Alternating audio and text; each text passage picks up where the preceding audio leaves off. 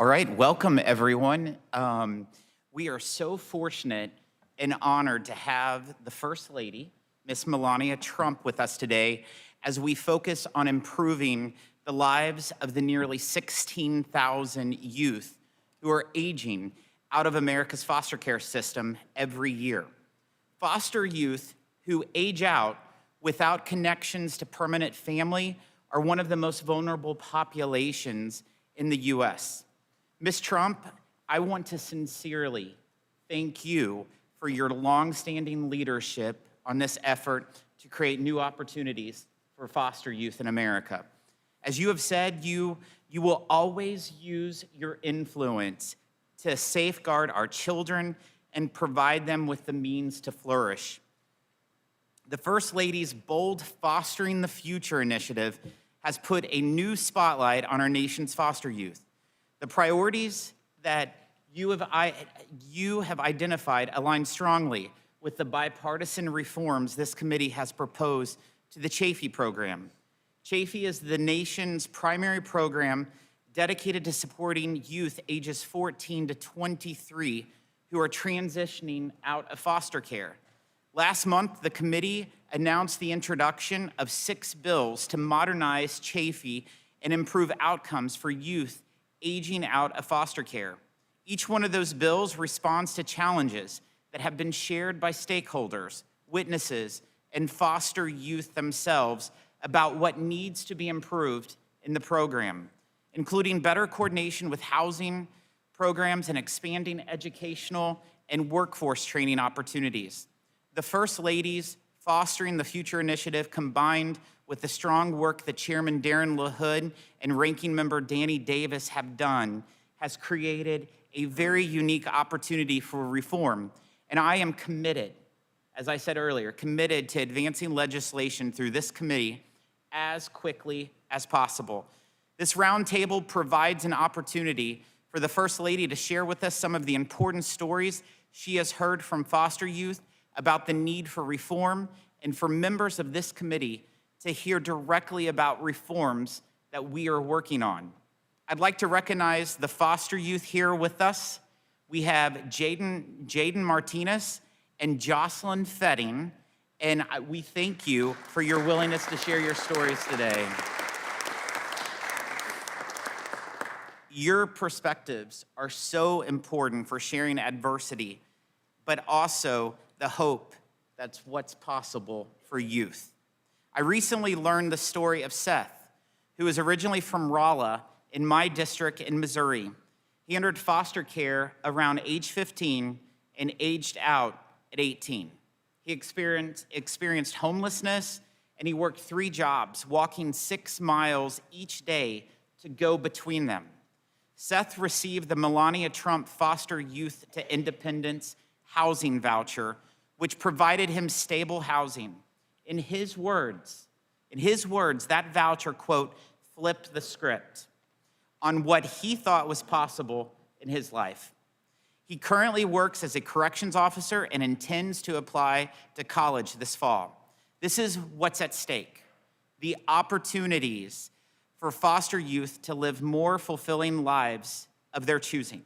I will now turn to the Work and Welfare Subcommittee Ranking Member, Danny Davis, for his remarks. Thank you, Mr. Chairman, and thank you, First Lady. I'm very pleased that the First Lady and our committee have gathered today to hear directly from youth who experience foster care. And help, it's not working.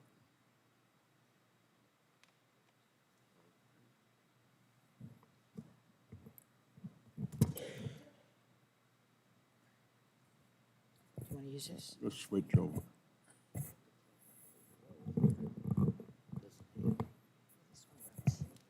This doesn't either. It did turn on. Yeah, you see it's on. It's on. None of ours. Now I think we're on. Thank you, Mr. Chairman, and thank you, First Lady. I'm very pleased that the First Lady and our committee are gathered today to hear directly from youth who experience foster care and to discuss how we at the committee can help foster youth thrive. The voices of youth and families should always be at the center of our work. Every year, about 20,000 young people age out of foster care, never having found a permanent family. It was not safe for them to return home, and they were not connected to other kin or an adoptive family.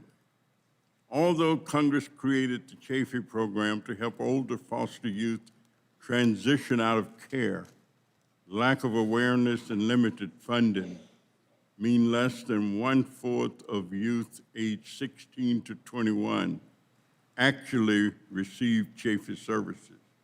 The path for youth exiting care is treacherous. Many drop out of school, become parents young, struggle with untreated mental health issues and trauma, and experience homelessness. Over the past months, Chair LaHood and I have searched together for true common ground on policies affecting older youth who were or are in foster care. I commend my friend, Mr. LaHood, for a bipartisan process that should be a model for all of our work.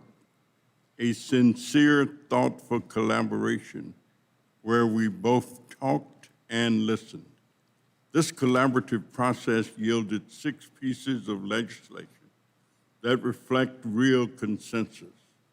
I'm proud of these first steps that represent real progress, and I believe that we can accomplish far more, especially as we are now joined by the First Lady.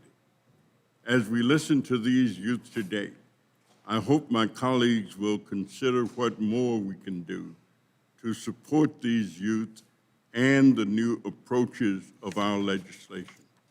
Notably, there is a critical need for more investment. Aside from during the pandemic, this committee has only increased Chafee funding by $3 million since its creation in 1999. The amount of money needed would be tiny and insignificant compared to the fiscal impact of a routine tax markup in our committee or a day at the Defense Department. Yet such funding would be life-changing for foster youth. In particular, I know the First Lady has engaged deeply with foster youth and is committed to helping them.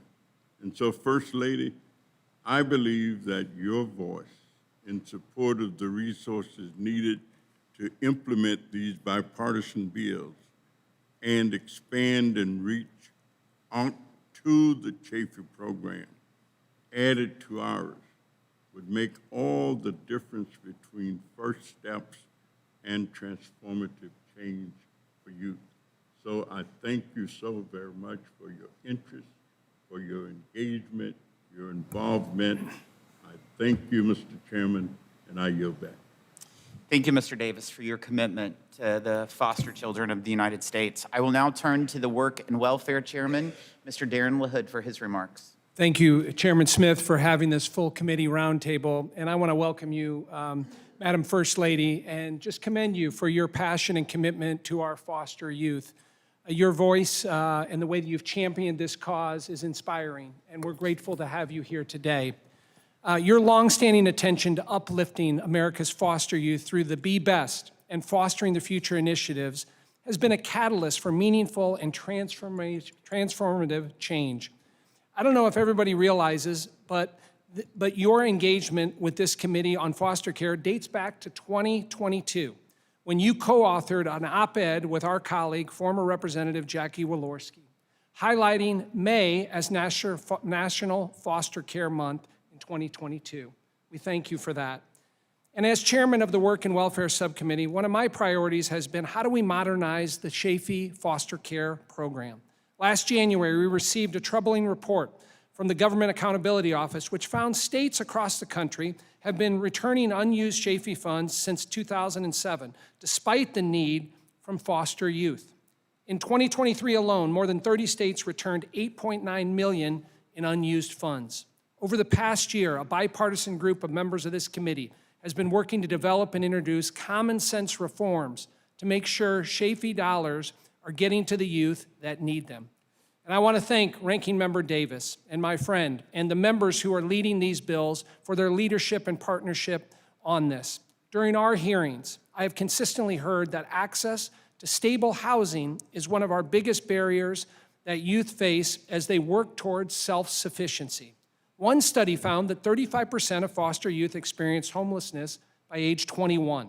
We also know that federal programs are fragmented and don't always coordinate with each other. To address this, I introduced the Foster Youth Housing Opportunity Act with my colleague, Gwen Moore, to improve coordination between child welfare programs and the Melania Trump Foster Youth to Independence Housing Program.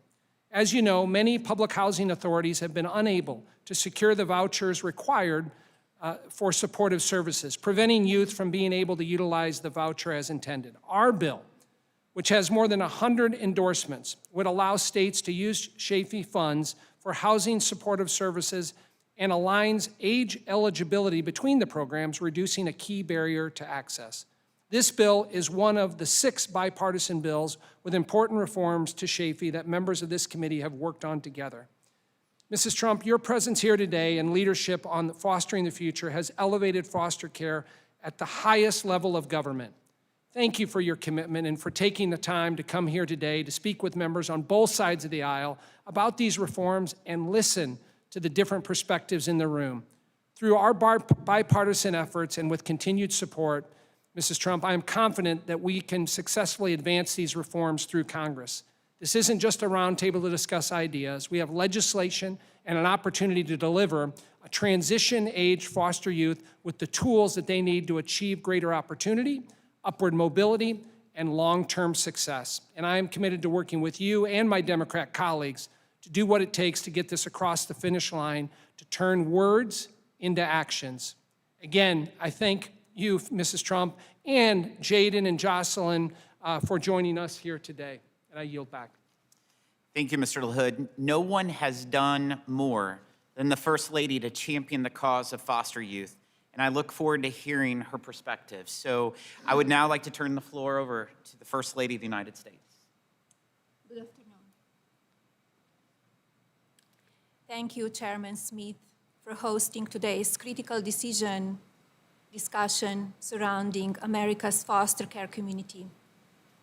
Chairman LaHood and Ranking Member Davis, your efforts to shape the legislation with your subcommittee are of tremendous value to our nation and to all the representatives of this prestigious committee who have worked so hard to introduce decisive reform within foster care. Mr. Miller, Mr. Chow, Mr. Moran, Mr. Yakim, Ms. Moore, Mr. Evans, and Mr. Carey, thank you. I would also like to extend my warm welcome to all of the Congresspeople in attendance today. Your bipartisan support is appreciated. And finally, a special thanks to Jacqueline Ronnie Faring and Jordan Martinez. We are gathered here today, not because America's children rely on us, but rather because America's children are our moral equals.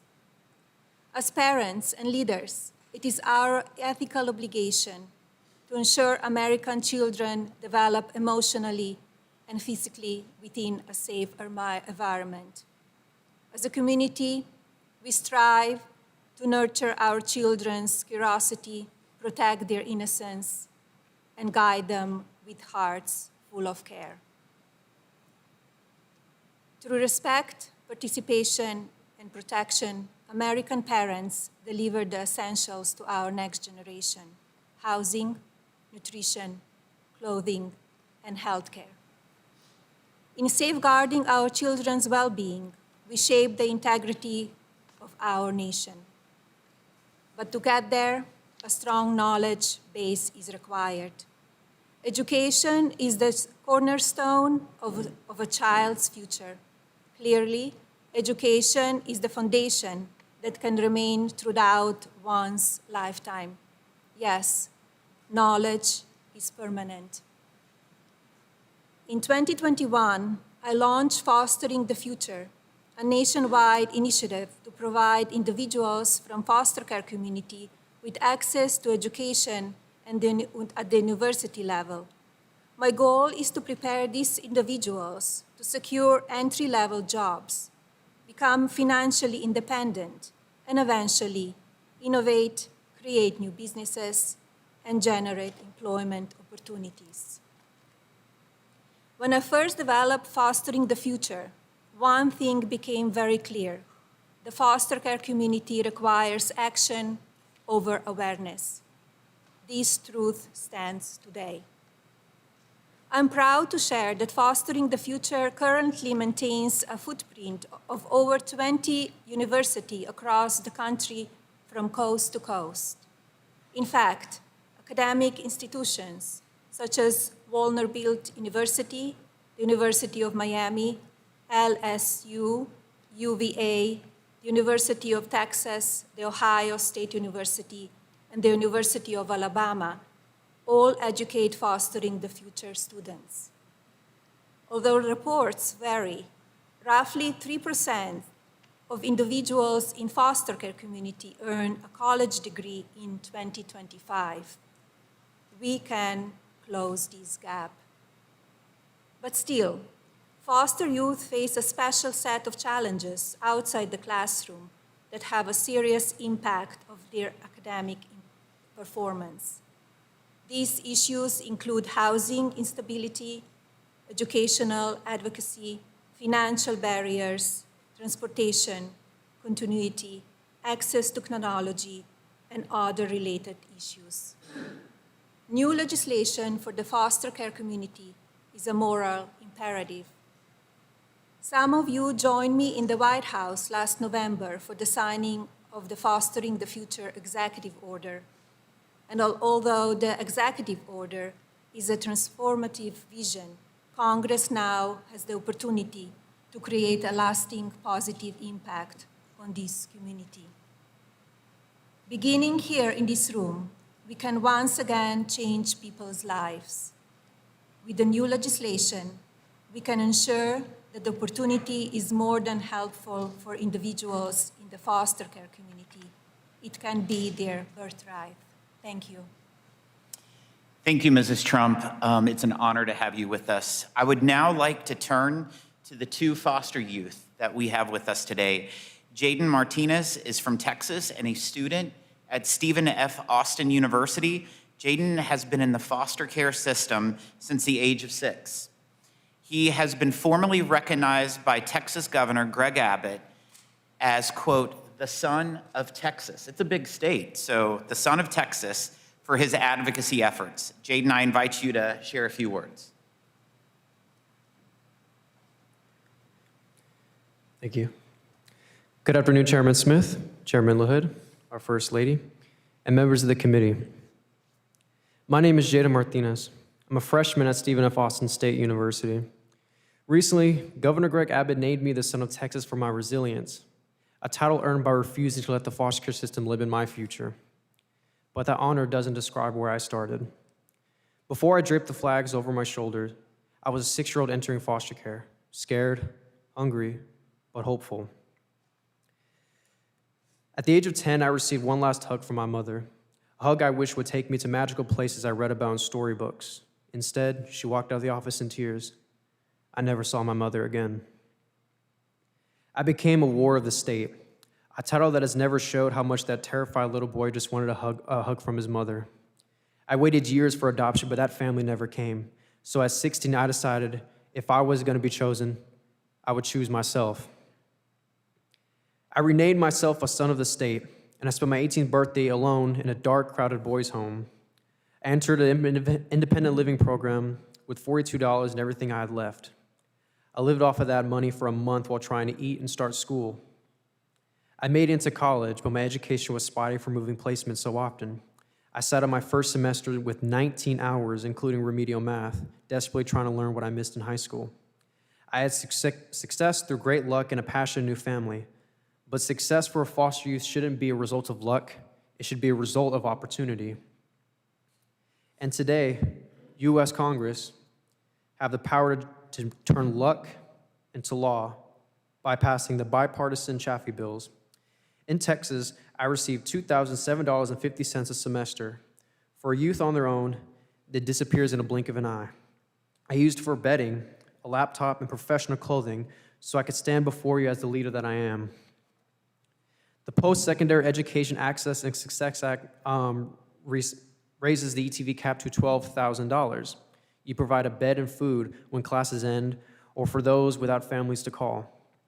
The Workforce Opportunity Act provides remedial support and vocational paths for my brothers and sisters need to thrive.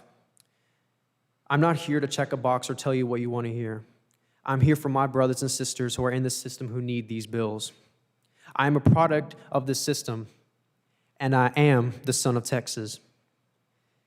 And I ask you, as our family, to invest into us as your children. Pass this package. Thank you. Thank you. Thank you, Jay.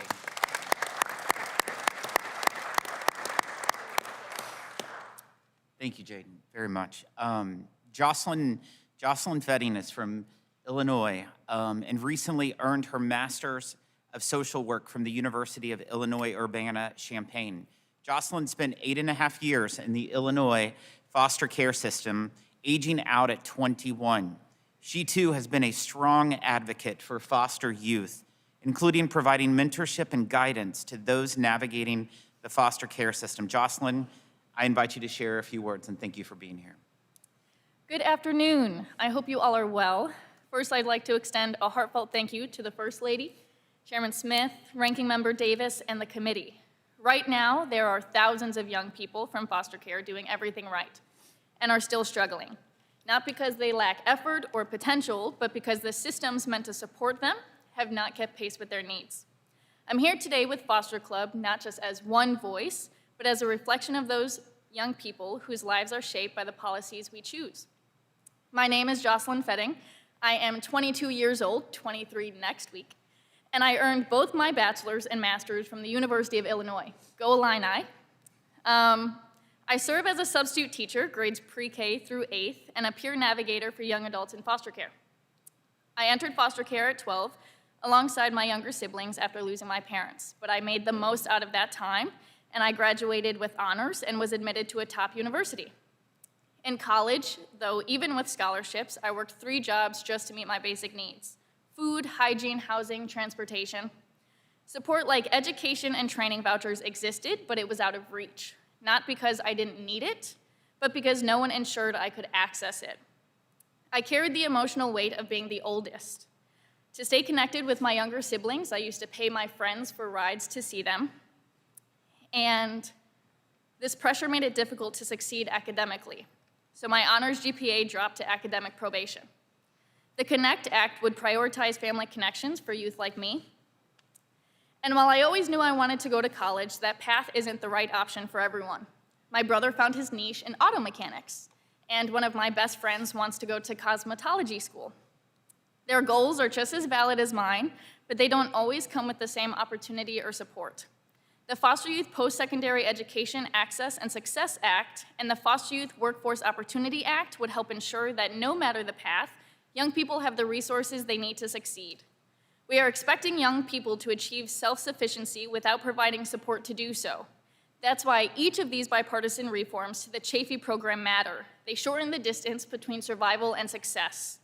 Foster youth are not broken. We are ready, but readiness is not the problem. Access and having people in our corner is.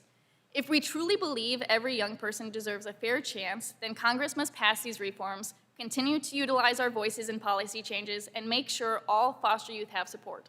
Thank you so much.